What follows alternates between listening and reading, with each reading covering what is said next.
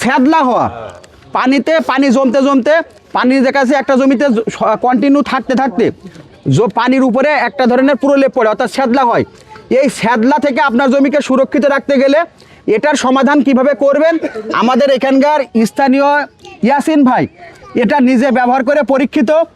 এইটার ব্যাপারটা ইয়াসিন ভাই আপনাদেরকে বলতেছে কিভাবে আপনারা কোন ওষুধটা কিভাবে প্রয়োগ করবেন।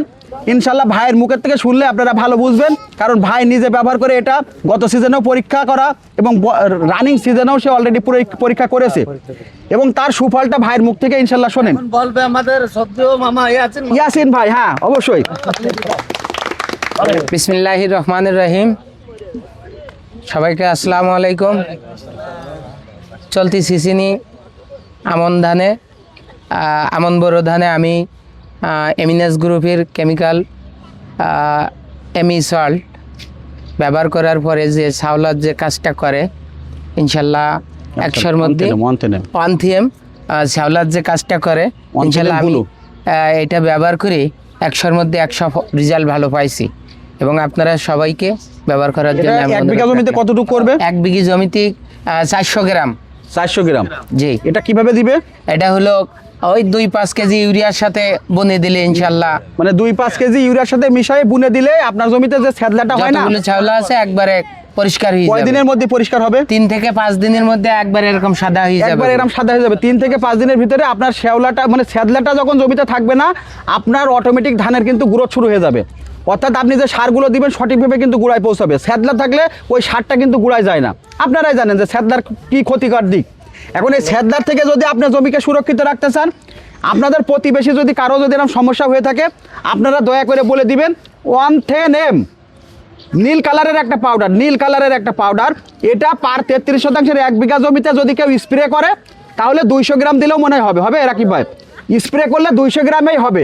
যদি সারের সাথে প্রয়োগ করে দেয় তাহলে 300 থেকে 400 গ্রাম দিবে।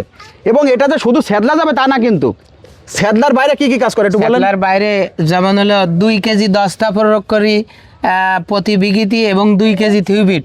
এই যখন 1থিএম 400 গ্রাম ব্যবহার করা হবে ওই ক্ষেত্রে আপনি 1 কেজি থিউবিট এবং 1 কেজি দস্তা ব্যবহার করতে পারবেন। 1 কেজি নিউসাল্প এবং 1 কেজি অ্যামিসাল। বাকি যে কাজগুলো 1থিএম এ কাজ করে দেবে। দস্তা এবং থিউবিটির গ্রুপের যে কাজগুলো আছে 1থিএম এ আপনি পেয়ে যাবেন। সাদলা আমাদের কেবল শুরু হইছে, আমরা কি দেওয়া যাবে। স্যাদলা শুরু হয়েছে, এখনই দিলে স্যাদলাটা আর জমবে না, আর আসবে না, আর আসবে না। এবং এটা দেওয়ার ফলে দেখেন, এটা দেওয়ার ফলে কিন্তু এটা কিন্তু একটা ছত্রাকনাশক একটা ওষুধ।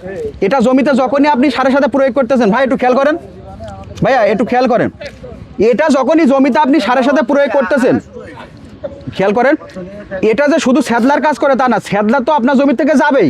এবং এটা দেওয়ার সাথে সাথে জমিতে অবশ্যই ধানের শিকড় বৃদ্ধি শুরু হয়ে যাবে। এবং ধানের যে এই ছত্রাক লাগে না অনেক সময়, ধানের খোল পচা খোল পড়ে এগুলো লাগে না 30-40 দিন বয়সে, 110M দেওয়া থাকলে ওই জমিতে ইনশাল্লাহ আপনাকে আর 30-40 দিন বয়সে স্প্রে করতে হবে না পচার জন্য।